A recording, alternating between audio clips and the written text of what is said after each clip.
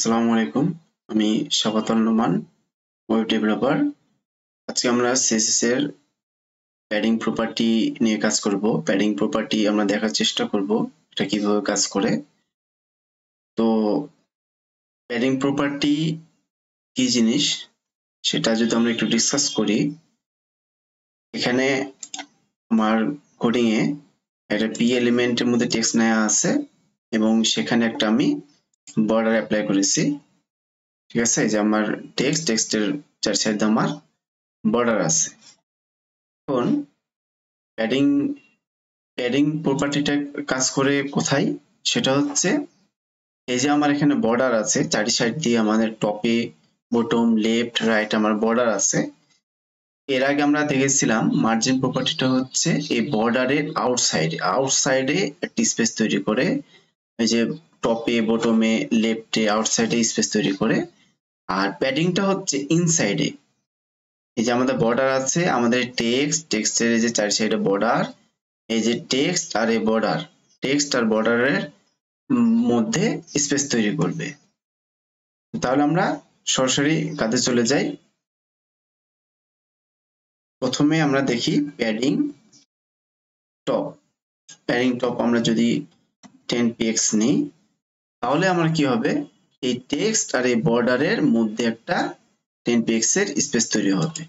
এটাকে সেভ দিই, এই যে একটা টেক্সট আর আমার বর্ডার টপে একটা স্পেস তৈরি হয়েছে। এখন যদি আমি নিই প্যাডিং বটম, এটা 20 পিক্সেল দিই, তাহলে আমার কি হলো, এখন টেক্সট আর হচ্ছে আমার বটম যে আমার আছে বর্ডার আছে, বর্ডারের মধ্যে 10px এর স্পেস তৈরি হলো। এখন যদি আমি দিই প্যাডিং লেফট 30 পিক্সেল দিই,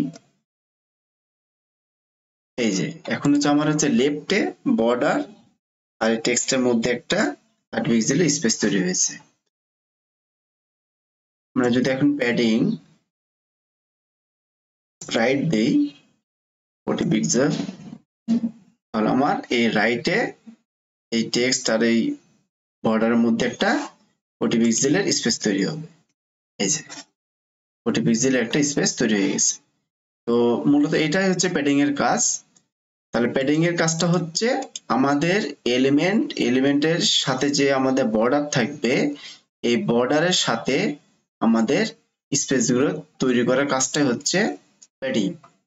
এখন টপে করলে প্যাডিং টপ, বটম করলে প্যাডিং বটম, লেফটে করলে প্যাডিং লেফট, আর যদি আমরা রাইটে স্পেস তৈরি করতে চাই তাহলে প্যাডিং রাইট তৈরি করতে হবে। আচ্ছা, এখন প্যাডিং এর হচ্ছে শর্ট হ্যান্ড আছে, তো আমরা শর্ট হ্যান্ড একটু দেখি।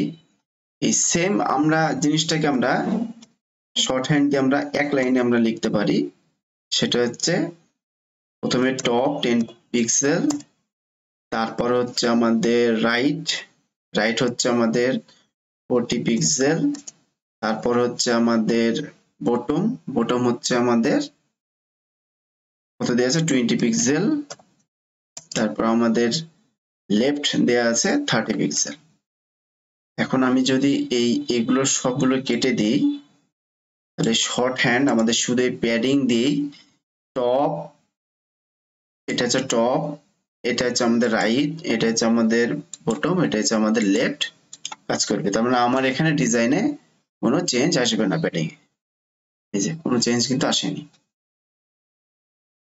আচ্ছা, এখানে আরো কিছু লেখার ওয়ে আছে, সেটা হচ্ছে আমরা যদি এখানে শুধু দুইটা দিই, তার মানে বুঝাবে টপ আর বটম হচ্ছে 10 পিক্সেল আর লেফট এন্ড রাইট হচ্ছে 30 পিক্সেল।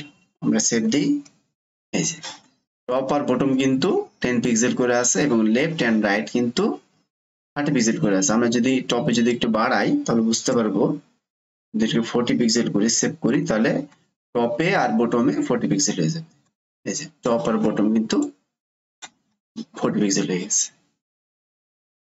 আচ্ছা, এখন যদি আমরা এখানে 3টা দিই তাহলে কি হবে, তাহলে হবে হচ্ছে এটা হচ্ছে টপ, এটা হচ্ছে বটম, এটা লেফট এন্ড রাইট, তার মানে মিডলেরটা হবে লেফট অ্যান্ড রাইট দুটোই একসাথে কাজ করবে। তার মানে 30 পিক্সেল হবে লেফটে, 30 পিক্সেল হবে রাইটে। টপে 40 আর বটমে 50। সেভ করি, এই যে তার মানে টপে 40 আর বটমে হচ্ছে আমাদের 50 আর লেফট অ্যান্ড রাইট হচ্ছে আমাদের 30 পিক্সেল করে হয়ে গেছে। তো এটা হচ্ছে আমাদের প্যাডিং এর কাজ। খুব ইজিলি ভাবে আমরা প্যাডিং এর কাজটা আমরা করতে পারি। হ্যাঁ, তো প্যাডিং এর কাজ আমাদের আজকে এই পর্যন্তই। আমরা নেক্সট ক্লাসে ইনশাআল্লাহ দেখা হবে। আল্লাহ হাফেজ।